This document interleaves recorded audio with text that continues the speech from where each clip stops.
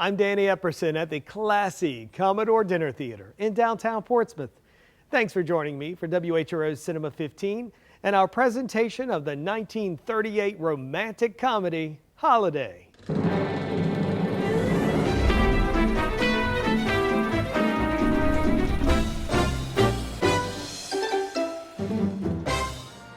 In 1929, Katherine Hepburn was a struggling actress on Broadway.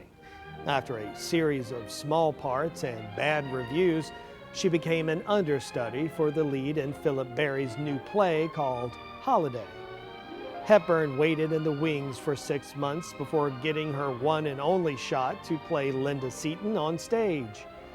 9 years later, she would get to do it again, this time starring in George Cukor's 1938 film version of Holiday.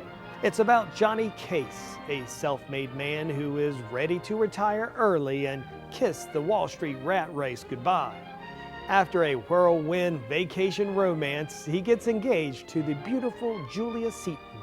The couple shares the news with her wealthy family, but Johnny finds that his fiance's banker father doesn't approve of his freewheeling future plans. Julia's older sister Linda seems to be the only one who understands Johnny. Of course, they may be right. Don't you believe it? I don't know, they seem so awfully sure. It's still your ride, isn't it? You know where you want to go, don't you? After Columbia Pictures acquired the script, Harry Cohn hired director George Cukor. Cohn wanted Irene Dunne to star, but Cukor convinced him that the project was perfect for his good friend Kate Hepburn and rising star Cary Grant. The chemistry between Hepburn and Grant is electric and hilarious. Well, I feel like a goat being prepared for the sacrifice. Now that's a sheep. From their snappy banter to the occasional backflip, you can tell the two had a blast. Holiday was their third film together, released the same year as their screwball classic Bringing Up Baby. The relationship between Cukor and Hepburn was just as special. He had directed Hepburn in her 1932 film debut, A Bill of Divorcement. The two became close friends and made 10 films together over 47 years. I'll be back after the film to tell you how George Cukor changed history with a wig. But for now, grab your pointiest hat, wrap up in that meek stole, and enjoy Holiday.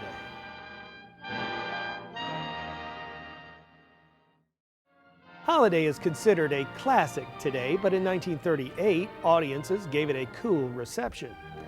Part of the reason might have been that moviegoers still had a sour taste from the last time Cukor, Hepburn, and Grant teamed up.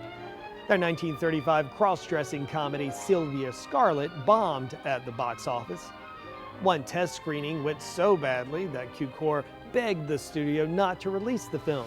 Oh, I say, that's marvelous. I wonder what it'd be like to kiss anybody with a mustache like that. I don't know. Let's try. They didn't listen. Sylvia Scarlett flopped, and Hepburn was considered box office poison for years. The other big reason was timing. In 1938, most Americans were still struggling to recover financially from the Great Depression. The general public had a hard time connecting with a character who was willing to trade a lucrative job for a life of leisure. But even though the film flopped and lost money for the studio, George Cukor, Katharine Hepburn, and Cary Grant didn't stay down for long. All three teamed up again for 1940's The Philadelphia Story. I never saw you looking better, Red.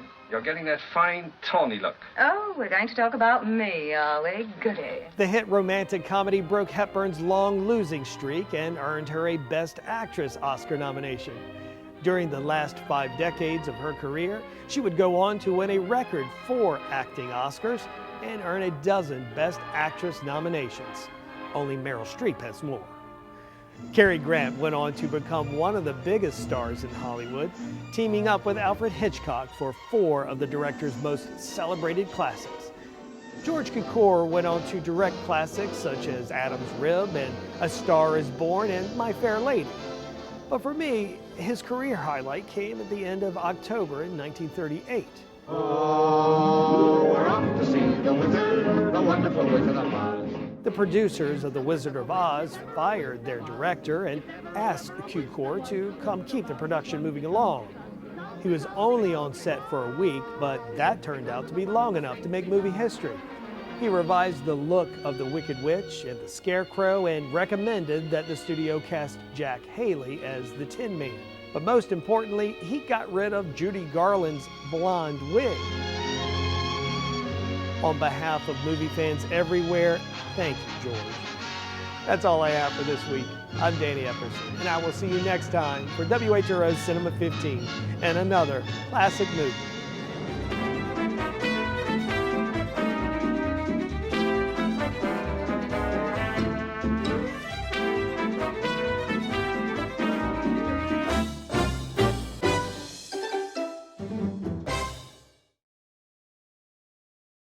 I'm Danny Epperson. Here's a classic movie quiz. 1938's Holiday stars Cary Grant and Katherine Hepburn. I think I like this man. Hello. Known for their incredible on-screen chemistry, how many movies did Grant and Hepburn star in together? Looks like me. 4. This was their third. Now that's a sheep. You provide the popcorn, the couch, and the TV. We'll provide great movies like Holiday. Watch Cinema 15, Saturday night at 8 on WHRO TV 15.